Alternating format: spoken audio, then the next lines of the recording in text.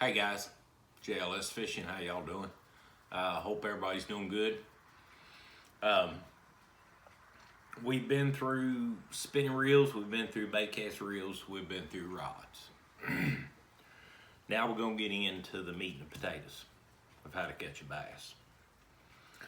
We're going to start out with crankbaits, and later on I'll go into soft plastics, how to rig them, sinkers, hooks, when to use a wide gap and all that, but we'll get into that later. Today I want to talk to you about crankbaits. I am a crankbait fisherman. I love a shallow runner crankbait. I have probably won more money and caught more fish on a shallow runner crankbait outside of a chatterbait and spinnerbait. They're probably my top three. But the first one I'm going to talk to you about is this top one right here. If you go to Bass Pro Shops, or you go to Dick's or Cabela's or Tackle Warehouse, or you look online, there are all kinds of crankbaits. All kinds. There are big ones with great big lips. There's great big baits with little bitty lips. They're all that. So I'm going to give you some pointers real quick. This bait here, that is a wake bait, okay? Now I want you to pay close attention here.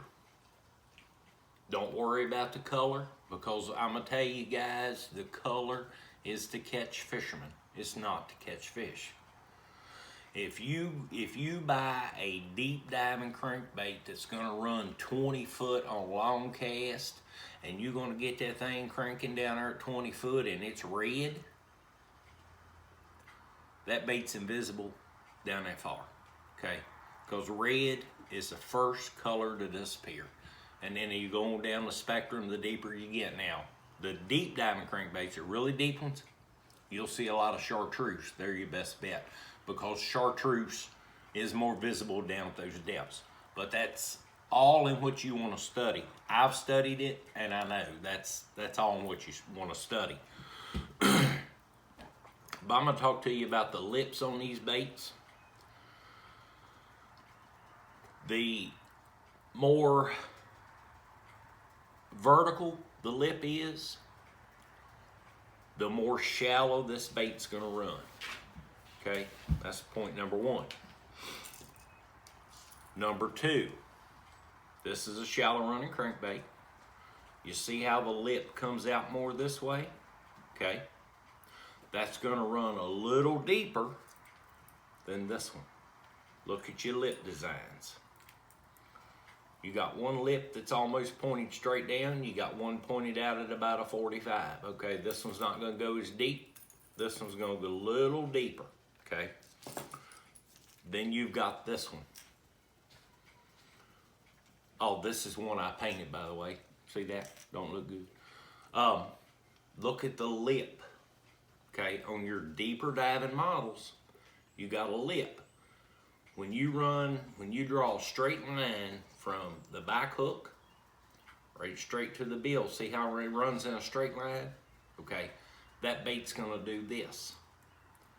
All right, the straighter this bill is, the faster it's gonna dive. Now, if you look on a package of crankbaits, and you look for the running depth, okay? This crankbait dives 3 to 5 feet, okay? I'm gonna tell you how lure manufacturers design these things. They are thrown on 10-pound test line, and they're thrown at 70 feet, okay? So if you take a rod and reel with 10-pound test line and you throw that thing 70 feet out there, this bait, what they put on their package says 3 to 5 feet, okay? It will run 3 to 5 feet on a 70-foot cast, but I'm gonna tell you, it will get to that maximum depth, 3 to 5 feet, between 15 and 30 foot of your boat, or 15 and 30 foot of your bank, okay? That's how they do it. Look it up. But what I'm telling you about crankbaits is The straighter the lip, the faster the dive. The wider the lip, the more water it gathers, the wider you wobble. This one here, okay, this has got a square lip. Now you'll find square bills that have plastic. They have circuit board lips or bills. The circuit board, in my opinion, is the best. The Spro brand, they're called Little Johns. They got the circuit board bills. Honey, I carry them in my boat. Love them. Love them. I have caught tons of fish on them. I've never broke a bill. I broke plenty of these plastic bills, but I've never broke a circuit board bill. That's why I buy Spro. I buy Little John stuff. I just like it. I don't have a Little John here, obviously, but these are some that I had hanging in my basement, and I just grabbed them to do this video. So I'm gonna lay them off to the side. I'm gonna give you a real quick demonstration. Crankbait body's here, the lip's there. Crankbait body's here, lip's here. Crankbait body here, lip here, okay?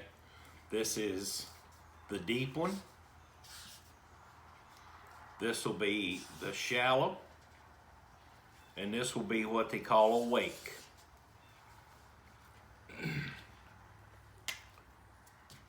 Real shallow, medium diver, 3, 4, 5, 6 feet. Got a real wide wobble. This is your deep one that'll get down quicker. Remember, the colors on these crankbaits, they catch fishermen, not fish. The red baits are better around rock if you're fishing shallow rock, because that's where crawfish live. That's where, you know, any kind of bottom dwelling, salamanders, anything like that, that's where they live. Deep diving, you're basically looking at shad, bluegill, any kind of panfish, crappie. So look for your deep diving baits. Keep them in chartreuse or something around there. Look at your medium depth baits. Look at your crawfish colors, your natural forage colors. And up here, the wake baits, they're up high in the water column. Look for anything with a kind of a dark profile. A real wide wobble always looks good. Now you can speed up the retrieve and make them dive, or you can slow your retrieve and just wake them across the bait like a topwater lure. Very versatile. Anyway, I hope that helps, guys. We'll see you next time. Y'all take care. Let me know, give me a comment, shoot me a like, dislike. We'll try to work something out for you. Thanks.